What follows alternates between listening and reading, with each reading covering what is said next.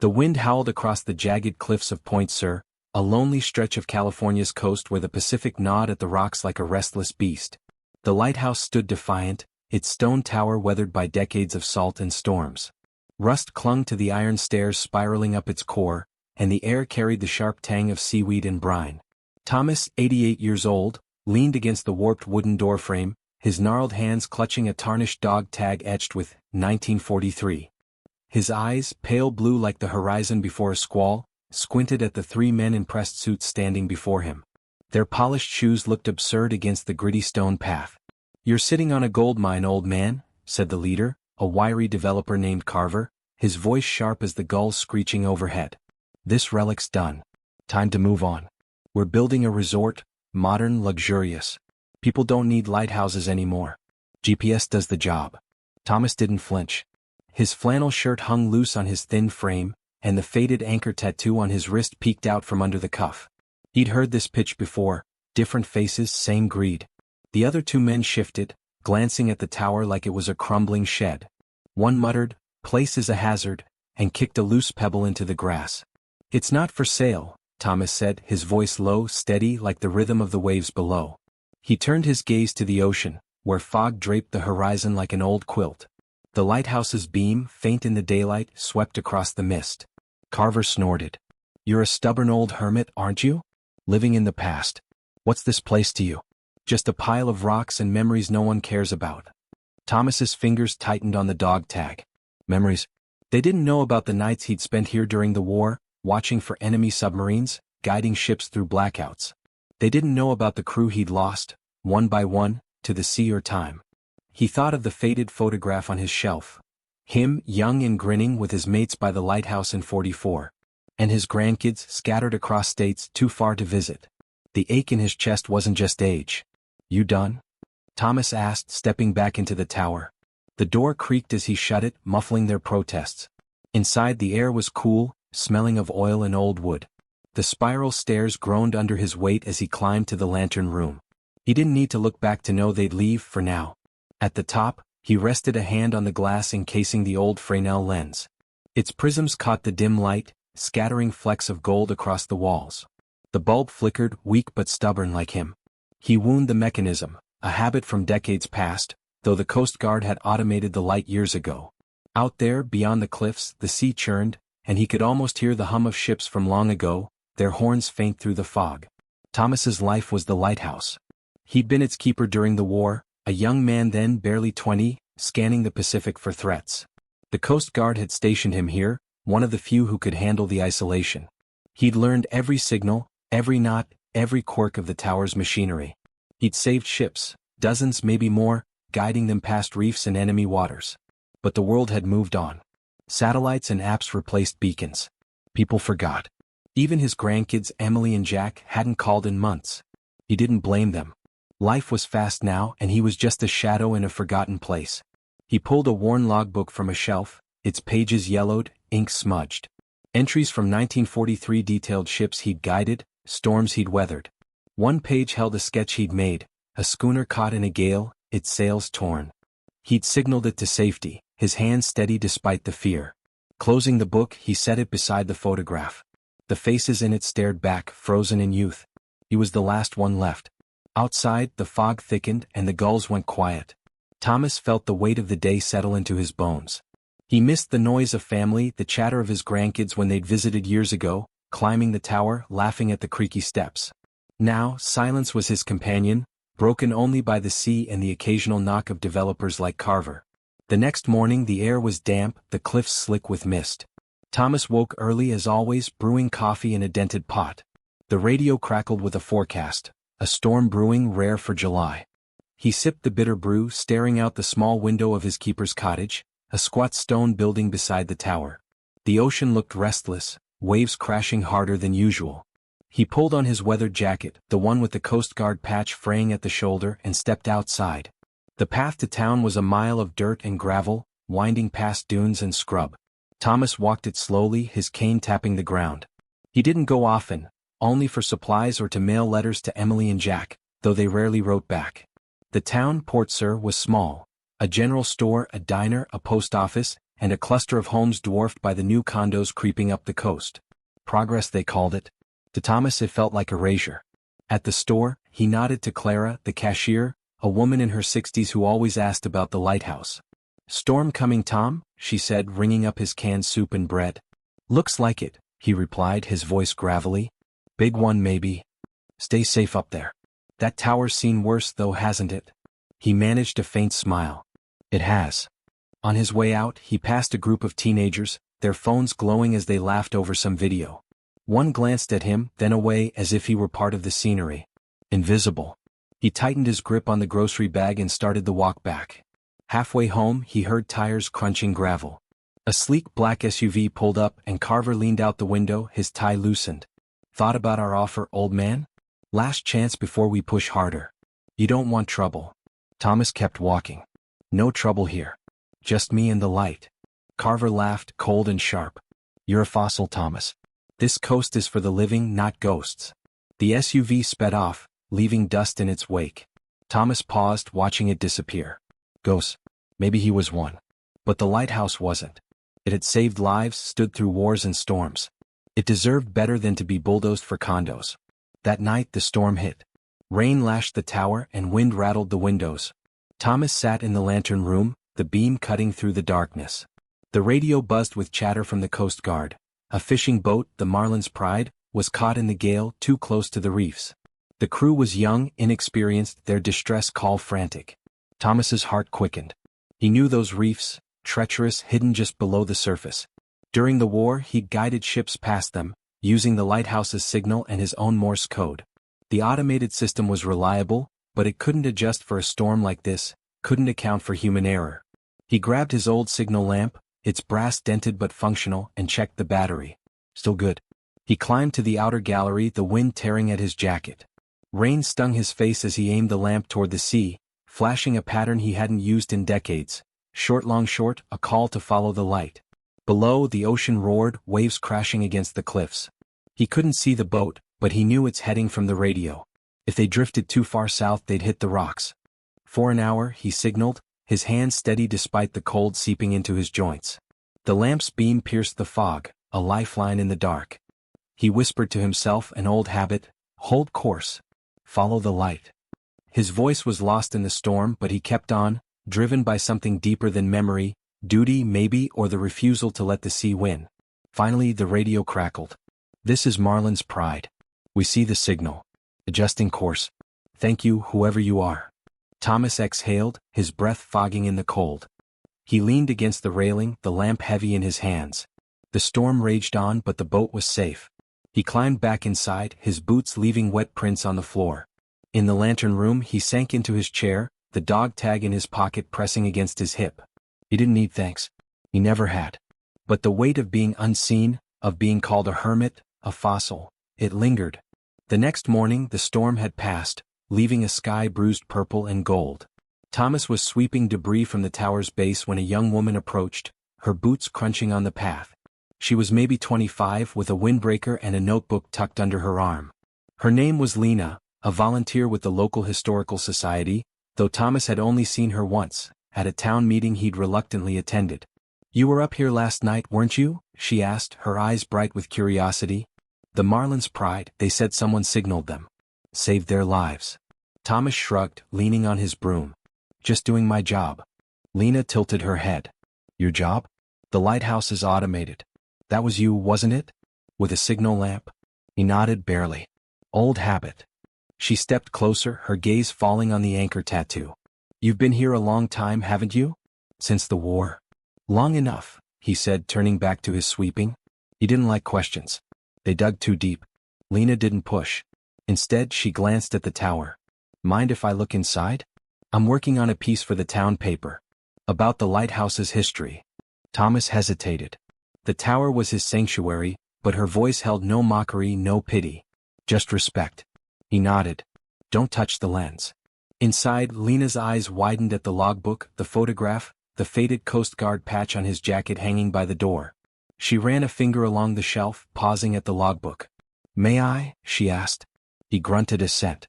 She opened it carefully, her breath catching at the entries, dates, ships, storms, all in Thomas's neat script. "This is incredible," she whispered. "You saved ships during the war, didn't you?" "Some," he said, his voice tight. He didn't want praise. It felt like a spotlight on something he'd buried. Lena looked at him, her expression soft but determined. "People should know about this. About you." He shook his head. "No need. It's just the past." But Lena wasn't listening. She scribbled something in her notebook, her face alight with purpose. Thomas watched her, uneasy. He didn't want attention, didn't want the town poking into his life. But as she left, promising to return, he felt a flicker of something, hope, maybe, or fear that his quiet world was about to change. That night, Thomas sat by his small fire, the crackle of wood blending with the distant waves. He pulled out a letter from Emily, his granddaughter, written 2 years ago. "Miss you, Grandpa," it read. "I'll visit soon." Soon hadn't come. He folded it carefully, his fingers brushing the dog tag. Outside, the lighthouse beam swept the dark, steady as ever. He didn't know Lena was already typing her article, or that the Marlin's Pride crew was talking about the signal that saved them. He didn't know the logbook she'd seen held a secret, a single entry from 1944, about a ship he'd saved under enemy fire, a story no one in Port Sur had ever heard. And he didn't know that Carver and his developers were planning their next move, armed with lawyers and permits. But the sea knew. It always did. And as the beam cut through the fog, Thomas felt it, the pull of something bigger, something that might finally make him seen. To be continued. We honor the quiet heroism of veterans like Thomas. Subscribe to hear more tales of courage and kindness, and take a moment to notice the unsung heroes in your community. The week after the storm was quiet but restless. Fog hung low over Point Sur, wrapping the lighthouse like an old shawl. Thomas stood on the tower's gallery, his hands gripping the cold, dew-slicked railings. The lighthouse beams sliced through the darkness, casting a faint glow on the rocks below. Waves crashed against the shore, their roar blending with the distant cry of a gull. He sensed a shift in the air, not a storm but something else, as if the world was turning toward him after years of forgetting. Below, in his keeper's cottage, the old radio crackled with local news. Thomas rarely turned it on, but today he caught a snippet, the name Point Sur, and his own, spoken with a respect he hadn't heard in years. Lena, the volunteer, had published an article in the Port Sur Gazette. The headline, "The Lighthouse Keeper, an Unsung Hero's Story," felt too loud to Thomas, but Lena had written about how he saved the Marlin's Pride that stormy night. She mentioned his logbook entries, his wartime service, his quiet devotion to the lighthouse. The article ended with a call, "Our veterans deserve honor. Let's not let their stories fade like old lights." Thomas switched off the radio. He didn't want the attention, but something in Lena's words, "let's not let them fade," struck him. He thought of Emily and Jack, his grandkids, who hadn't seen his lighthouse since they were kids. Maybe the article would reach them. Maybe they'd remember. He descended to the base of the tower, his boots clanging on the rusty stairs. In the lantern room, he paused by the shelf where the logbook rested. His fingers brushed the yellowed cover. One entry from September 1944 he'd never shown anyone. That night, he'd guided a cargo ship past an enemy submarine lurking in the bay. The lighthouse beam, his signals, his nerves, all held on a knife's edge. The ship survived. The crew, 32 souls, survived. But Thomas never told that story. Heroes don't brag, he told himself. They just do their job. That day Lena returned. Her windbreaker was speckled with mud, and she clutched her notebook, now bristling with bookmarks and notes. With her was a young man, Aiden, one of the fishermen from the Marlin's Pride. His sea-weathered face was serious, but his eyes shone with gratitude. "Thomas," Lena began, her voice soft but insistent.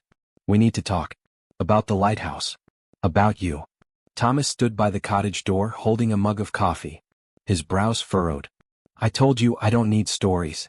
Aiden stepped forward. "I was on that boat, sir. That night. We'd have smashed into the reefs if not for your signal.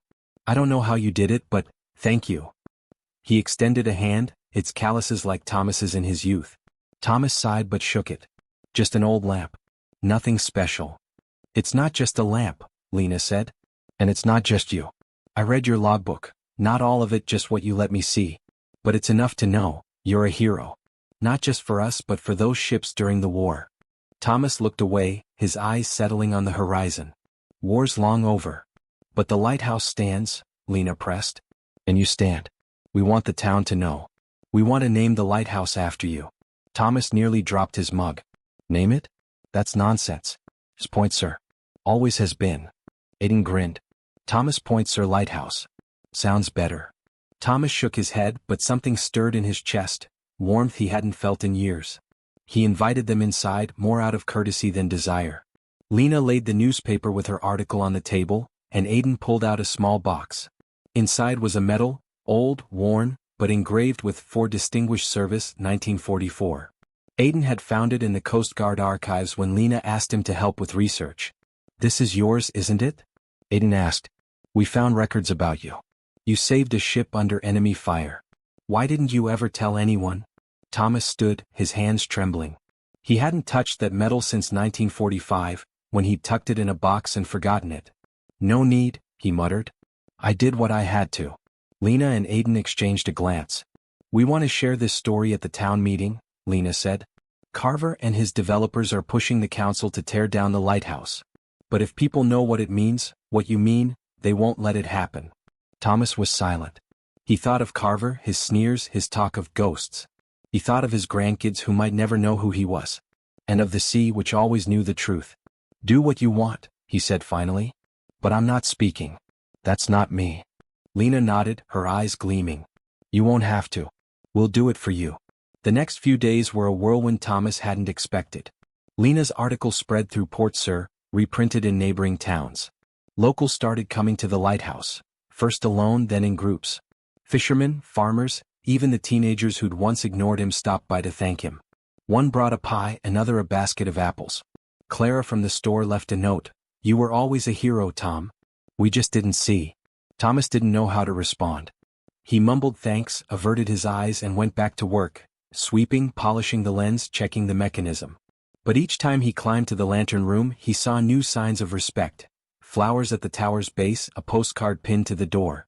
One kid left a drawing, a lighthouse shining through a storm, captioned, "Thank you, Mr. Thomas." The town meeting loomed. Lena and Aiden prepared a presentation, using Thomas's logbook and Coast Guard archives. They found more. Letters from captains of ships he'd saved, thanks from sailors' families. One letter, from a cargo ship captain in 1944, described how Thomas's signal saved them from a torpedo. "Your light was the only thing in hell," the captain wrote. Lena cried reading it. Meanwhile, Carver didn't back down. His SUV appeared more often, his lawyers sent threatening letters. At the meeting he planned to pitch his resort, Point Sur Paradise, with golf courses and five-star hotels. The lighthouse, he said, was an obstacle to progress. He called Thomas an old man clinging to ruins, and laughed at Lena's article. "Sentimental nonsense," he told his partners. The night of the meeting was clear, the starry sky shimmering over Port Sur. Thomas didn't go. He sat in his cottage listening to the lighthouse hum, its beams sweeping the sea. But in town the council hall buzzed with more people than ever. Lena stood before the crowd, holding Thomas's logbook, her voice trembling with excitement. Aiden showed slides, wartime photos of the lighthouse, faded documents, the medal. He told the story of the Marlin's pride, the signal that pierced the storm. When Lena read the 1944 captain's letter, the room fell silent. People exchanged glances, some wiping tears. Clara stood and said, "We can't let this lighthouse be torn down. It's the heart of Port Sur. And Thomas is its soul." Carver tried to object, waving his resort plans. "This will bring millions," he shouted. But the crowd booed. A fisherman whose son was on the Marlin's pride stood and said, "That lighthouse saved my boy. What resort can do that?" The vote was unanimous. The lighthouse would stay. More than that, the council voted to rename it Thomas Pointser Lighthouse. Someone suggested a memorial plaque, another a yearly festival to honor veterans. Carver stormed out, his face red with fury. The next day Lena and Aiden came to Thomas. They brought a copy of the council's decision and a small copper plaque they planned to mount by the lighthouse. It read, "Thomas Pointser Lighthouse. In honor of a veteran whose light saved countless lives. 1943 to 2025.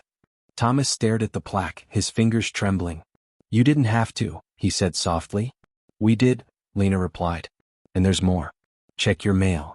Thomas frowned but walked to the mailbox by the cottage. Inside was a letter, from Emily and Jack. "Grandpa," it read, "we saw the article. We're coming for the summer. We want to hear your stories. Love you." Tucked in the envelope was a photo, them smiling, holding the newspaper with his headline. Thomas stood, holding the letter, his eyes misting. He looked at the lighthouse, its beam glowing in the twilight. A faint smile touched his lips. He gripped the gallery railings tighter, feeling the weight of loneliness lift. Weeks passed. The community rallied to restore the lighthouse. New stairs, fresh paint, reinforced walls. Volunteers, including Aiden and Clara, came every weekend. Kids drew posters for the first Point Sur Light Festival, planned for fall. And when Emily and Jack arrived, their laughter filled the tower again like years ago. Thomas stood on the gallery, watching his grandkids race across the rocks, the sea whispering its timeless stories. A calm settled in his eyes, not loud joy but quiet hope. His lighthouse, his light, his name, they would live on. We honor quiet heroes like Thomas, whose small acts of kindness change the world. Subscribe for more tales of courage and compassion, and take a moment to notice the unsung heroes in your community.